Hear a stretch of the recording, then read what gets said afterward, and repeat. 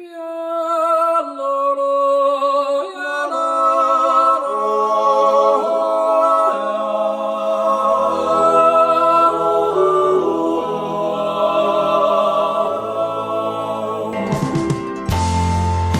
exactly makes some people consider Wes Anderson's style over substance?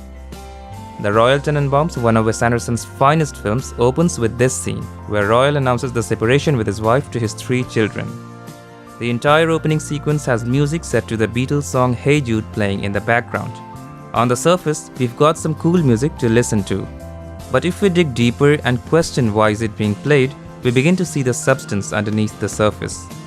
Paul McCartney wrote this song to comfort his bandmate John Lennon's son after Lennon had left his wife. By playing this song outside the diegesis, Anderson is comforting his characters. One of his consistent attempts of reminding us it's his world and it's his movie that we are watching. The film Moonrise Kingdom, with its many biblical references, features this shot. Who's missing? A direct allusion to Michelangelo's painting The Last Supper, depicting the dinner scene of Jesus and his apostles, after Jesus announces one of the apostles will betray him. There's one apostle absent here and they're literally having breakfast. If we get the joke, it's funny. If not, we still have the centered framing, the planimetric composition, the visuals, in other words, Wes Anderson's style to enjoy and appreciate. And that's exactly why people misunderstand him. He overemphasizes his style while keeping the substance subtle. Oh, it's you, the wife who played my actress. I need to find a baby for this father. These lines of dialogue are funny, but they're also Freudian slips and reveal deeper truths about the characters. If we get what they mean, we get it. If not, at least we've got something funny to laugh at. If we know what the wolf in this scene represents, which is Foxy's wild side, which he has to repress for a domestic life, we find the scene sadly beautiful. But if we don't, at least it's beautiful. Anderson buries a plethora of such interesting symbols here and there in his movies, and some of them are really worth exploring.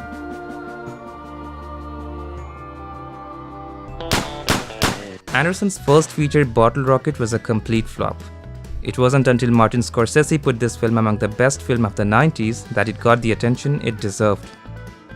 Although not Anderson's best film, it was a prototype of what Anderson would be doing throughout his career. Film theorist Warren Buckland notes how Anderson uses directions like up and down in Bottle Rocket to convey his ideas. Or more specifically, to establish the dominance of his characters. When the film opens, we see Anthony on the 2nd floor of the mental institution preparing to climb down through the window, while his friend Dignan is waiting outside below him. This instantly establishes a hierarchy, with Anthony being dominant and above Dignan in the friendship, even though Anthony often yields to Dignan's plans, but just because he doesn't have anything else important to do, and sometimes just out of pity for Dignan. Anderson similarly establishes the hierarchy here between Anthony and the motel worker Inez, whom he gets a crush on. It's the first time he sees her. Inez being up and Anthony down in the pool conveys her status above him, in terms of how she's more mature, more hardworking, and how Anthony's life starts revolving around her after seeing her. Jeez, it's great how you're able to bring her into life like this. The character of Mr. Henry is also established as being above Dignan in the same way through this scene, when we first see them together. In the Grand Budapest Hotel, Anderson uses the same up and down positions to portray affluent versus poorer places. We see the Grand Budapest Hotel in a high position and the prison in a low position. Madame D's mansion is located at a high place, and again the monastery is shown at a low place. One of the most frequent things we see in Anderson's films is water, and it acts as a powerful symbol in many scenes. Consider this scene again where Anthony rises up from the water. It looks ordinary, but this moment is important for Anthony, as he sees Inez for the first time and finds his purpose in her.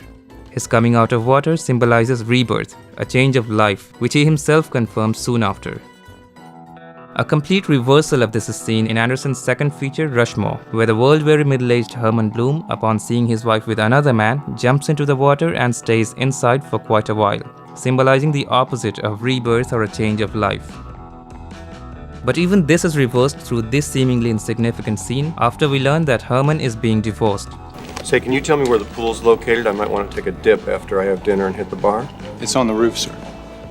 The pool being upwards now symbolizes his changing relationship with his wife. In the Grand Budapest Hotel, we see Mr. Mustafa rising out of water in the bath. This is where Mr. Mustafa is not lonely anymore, and it's the beginning of a creative alliance between him and this author who will write a book on his life story. As I said earlier, Moonrise Kingdom is the most biblical film in Wes Anderson's filmography. So the evolutionary coming out of water representing life and rebirth should hold little value in this film. Instead, it uses the idea of baptism to signify a change of self when Sam and Susie jump into the water after escaping their homes, fighting through dangers, and claiming this site as theirs, called Moonrise Kingdom. This is our land! The Darjeeling Limited, Wes Anderson's fifth feature, is not as well received as his other movies, but is still a work of art. The movie opens with an old man sitting in a fast-moving Indian taxi to catch his train, alluding to the famous chasing the train scene of The French Connection. After he misses his train, we don't even see this character until a glimpse of him at the end of the movie. But he's not insignificant. He's the symbolic father of the film's three brothers who've recently lost their own father and are seeking spiritual relief in India. The symbol in the film that's associated with the father is this luggage, which the brothers toss away at the end, while the symbol associated with their mother, who left them and their father before his death, is this hill-shaped feather. And the symbols tell a lot about them. The baggage is heavy, represents burden and responsibility which fell to the father alone after the mother left, while the feather is light, symbolizing the opposite since their mother abandoned them. The symbols also symbolize their fates. The baggage is associated with the vehicle and horizontal movement, signifying the car crash that led to their father's death, while the feather is associated with verticality and the hills that the brothers climb up each time for the feather ritual, signifying how the mother settled high up in the Himalayas after leaving them. Anderson uses symbols a lot of times to similarly set the tone for what's to come and what's to happen to the characters in his movies. In The Life Aquatic with Steve Zissou, this letter written by Ned in his childhood to the celebrated explorer Steve contains naming a bug after Steve, something about his mother, and breathing underwater. Throughout the movie, we see the renaming of Ned, the possibility of him being Steve's son, and death in water. Anderson's much-acclaimed stop-motion film based on Roald Dahl's book Fantastic Mr. Fox opens with this scene, reminiscent of the Garden of Eden. A serene place high up on the hill, an apple tree, a husband, and his wife. Upon knowledge of what's to come further in their lives, it makes perfect sense. When the film Moonrise Kingdom opens, we see a pair of scissors, a painting of a house, a bag, and some books. These might look unimportant and we might be tempted to just focus on Anderson's style, which is on full display in this sequence, but these objects hold clue to what's to come in the movie. The scissors and the house represent Susie cutting ties with her family and running away, while the bag and the books suggest what she'll be taking with her. The scissors also serve a brief but important function later in the film. The binocular shots in the movie associated with Susie's vision are also symbolic in nature. This has to do with what noted film theorist Laura Mulvey has called the male gaze. The way a filmmaker films the female characters voyeuristically, the filmmaker usually being male.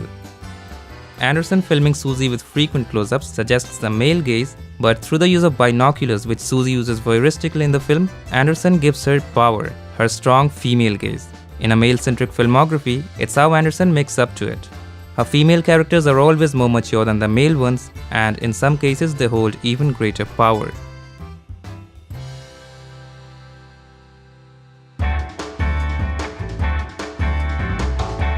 Just like the symbolism, Wes Anderson's filmography is laden with filmic allusions.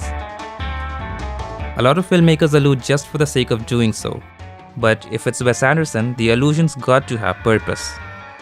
Now this Mr. Henry from Bottle Rocket we talked about seems like a mentor to the characters, but he's a shady character who's going to use them for his own advantage, which is revealed towards the end of the movie. The name Henry itself is an allusion to the character Henry Hill from Goodfellas, who goes on to betray the mob by testifying against them. It's a faint hinting by Anderson to tell us he's not worth trusting. This is confirmed at the end of the movie with this shot, alluding to this shot from Goodfellas where Jimmy is smoking in a bar, contemplating the murder of the members of his own crew. The Royal Tenenbaums was Wes Anderson's third feature, and for the screenplay of the film, Anderson was nominated for an Oscar along with Owen Wilson. The title is an allusion to the Orson Welles film The Magnificent Ambersons, itself based on a book of the same name by Booth Tarkington. The title being an allusion to this film signifies what's to come. A family went to ruin. The Orson Welles movie was meant to be a bleak and pessimistic movie, unlike the studio version that exists today. It's said that had the movie been released as Orson Welles had intended it to be, it would even have surpassed Citizen Kane. But the studio executives were unhappy and they butchered the film, attaching a rewritten and reshot happy ending to the film without Orson's consent. It's the original film Wes Anderson alludes to and not the studio version.